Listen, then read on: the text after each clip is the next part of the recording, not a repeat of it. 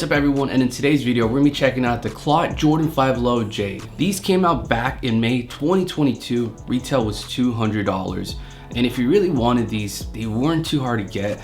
I know I passed on doing a review just because other stuff came up, but I've had these and they ended up being on my top 5 sneakers that came out last year, so I really wanted to do a full review and just talk about them. We also don't see many Jordan 5 Lows, so I really wanted to show these off. So this upper is mostly a satin upper. Same thing with the inside, it does have that same material. They also changed up a few things since it is a low. It's not as puffy as most of the Jordan 5s are because of the materials they use inside. I do wish that they use just the regular like cotton materials that they use for the inside.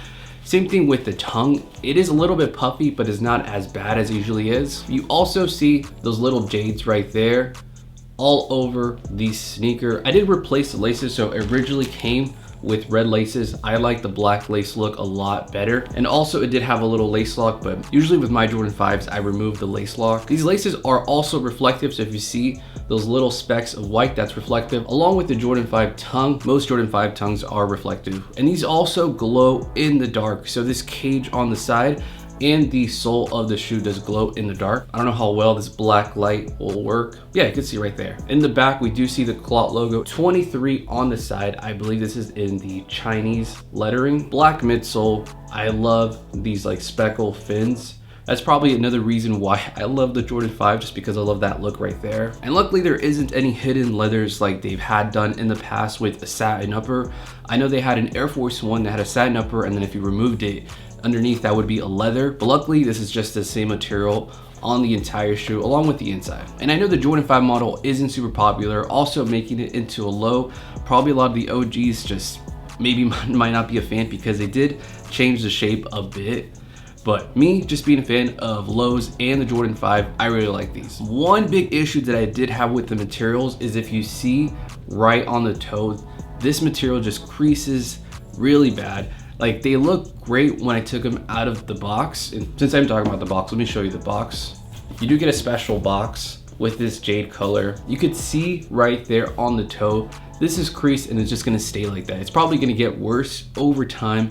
So I usually don't care for like shoes with this upper because it is gonna change the materials a lot. With a canvas or like a synthetic leather, it won't be as bad. But this happened like after one wear, not even a wear. I like tried them on and walked a bit, and then this just ended up looking like this right afterwards. And the Jordan 5 out of most Jordans is actually a little bit more comfortable because of the amount of padding that they have inside, but these don't have the same padding, so they're not gonna have the same comfort. But I still recommend going true to size. If anything, you might have a little bit of extra wiggle room because of the satin inside. I even thought about possibly going down a half size.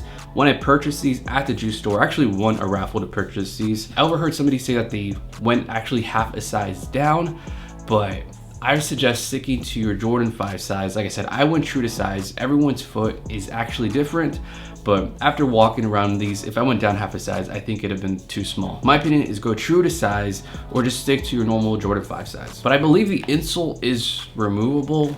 It is glued in, but it's not glued in that tight, so you could remove it, put a little bit more comfortable thing. But if you are still interested in buying these, I know these came out a while ago, they're sitting under retail. So on StockX, around like 180 down to 120.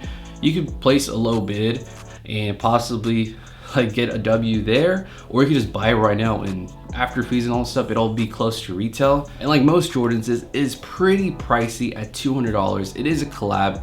I thought because it was a low, it might have been cheaper, but they stuck it at 200. I think it's because of the collab, but I still personally really like these. Like I said, I'm a huge fan of the Jordan 5s. It is my favorite Jordan model. And then making it into a low just makes it a little bit more wearable for me. Hopefully we do have more Jordan 5 lows to come out in the future. If I were to change anything, I wish they went with like a Durabuck upper instead of the satin material. It just would have held up a little bit better. Also, if they switched the material inside into a cotton, it would have been a little bit more comfortable. But that's gonna be it for the video. Tell me what you think of this collab. I know I'm uploading this super late, but I'm kind of just going through sneakers that I haven't reviewed and just kind of posting it. some that I'm like a really big fan of, or just some that I even put on my top 5 of 2022. But let me know what you think of these. Let me know what you think of the Jordan 5 lows. Are you a fan or not? I love the Jordan 5 lows. If you do enjoy watching this, hit the like button, subscribe. I'll see y'all next time. Peace.